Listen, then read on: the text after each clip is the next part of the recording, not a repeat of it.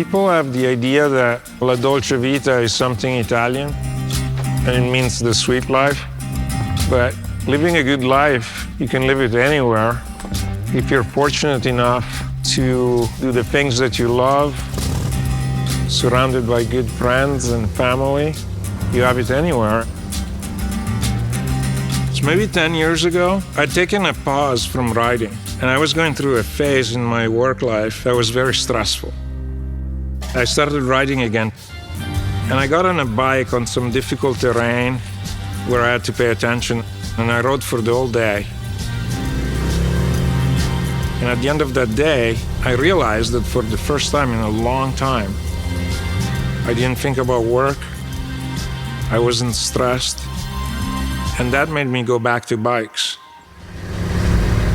The bike, it's confident, powerful, maybe sometimes a little arrogant.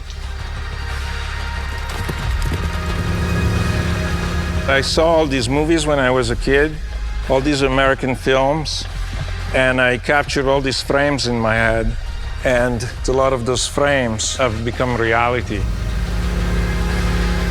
It's part of the American heritage and it's part of the American dream. You want to interact with it, you want to be a part of it, you want to be in the movie. There's something beautiful in that.